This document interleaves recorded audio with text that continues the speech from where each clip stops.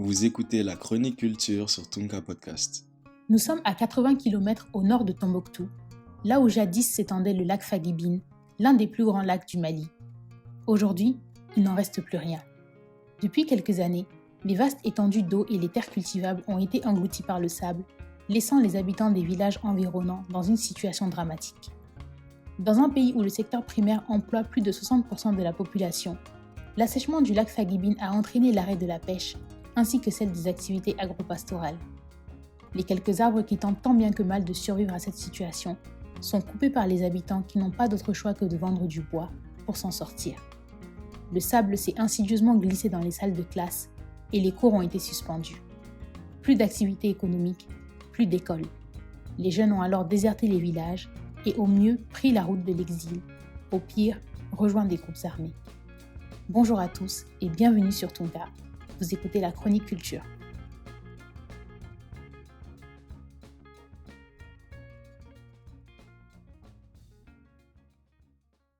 Depuis un certain nombre d'années, la sécheresse transforme profondément l'environnement, avec des conséquences économiques considérables sur le secteur primaire.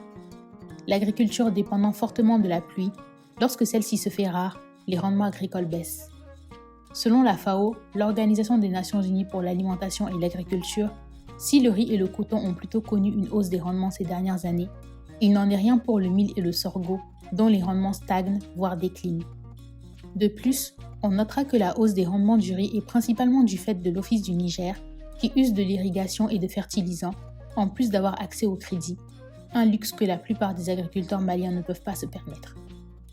Le climat s'impose dès lors comme un entrant agricole exogène qui échappe à leur maîtrise. Ces dernières années, les catastrophes naturelles et les nuisances environnementales se sont multipliées dans le pays, avec une fréquence des sécheresses, des feux de brousse ou encore des inondations. Si les précipitations baissent, elles se concentrent néanmoins sur des périodes beaucoup plus courtes et sont donc plus abondantes. Le sol se retrouve alors dans l'incapacité d'absorber toute l'eau qui finit par s'écouler inutilement et qui de ce fait devient inutilisable. Quant aux feux de brousse, il existe peu de données sur le sujet. En zone rurale, ils sont utilisés par les habitants pour éliminer les mauvaises herbes qui s'invitent dans les champs, mais aussi par les chasseurs à la recherche de gibier. Pourtant, au Mali, les feux de brousse font l'objet d'une réglementation qui n'est malheureusement pas respectée. En effet, ils sont autorisés lors des périodes humides et interdits en saison sèche, c'est-à-dire la période où la végétation est la plus inflammable. Ces feux détruisent la végétation et l'habitat naturel de certains animaux, entraînent la disparition du couvert forestier et participent activement à la désertification.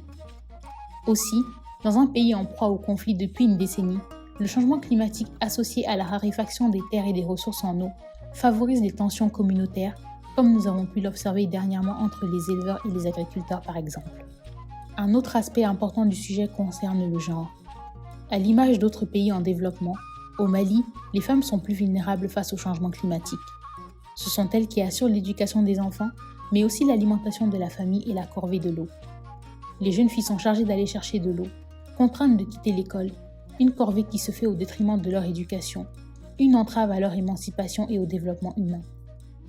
Si l'approche genre a souvent été négligée dans les débats et projets sur les changements climatiques, elle fait désormais l'objet d'une plus grande attention, bien que celle-ci demeure insuffisante face à l'ampleur des enjeux.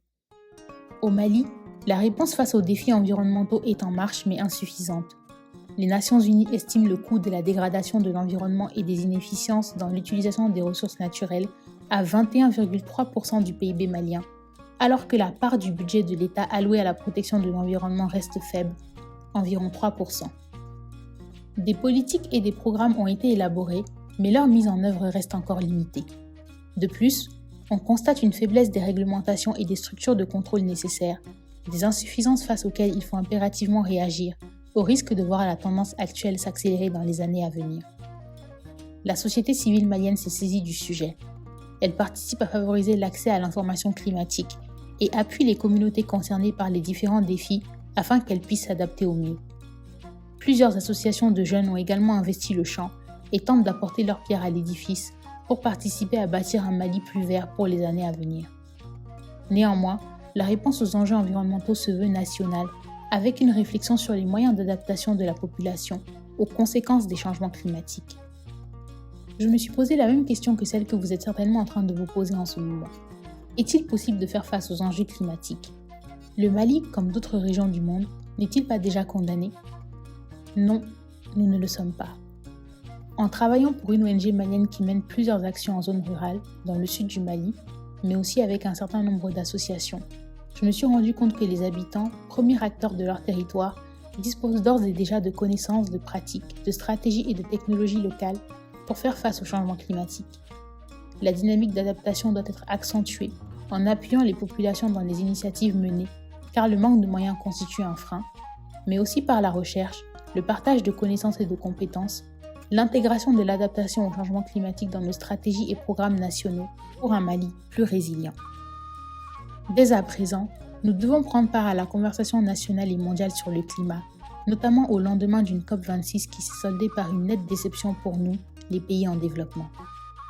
Nous arrivons à la fin de ce mini-podcast qui revenait sur les défis environnementaux au Mali. Si le sujet vous a intéressé et que vous souhaitez en savoir plus, n'hésitez pas à nous le faire savoir dans les commentaires ou sur nos réseaux sociaux. Nous ferons alors une série de podcasts sur ce sujet, notamment avec des invités qui sont spécialistes de la question, dans Kanjumanebe. Vous pouvez retrouver ce podcast sur SoundCloud, Deezer, Spotify et Apple Podcasts. N'hésitez pas à liker et à vous abonner à la chaîne pour ne rater aucun de nos prochains podcasts. À très bientôt sur Tonka.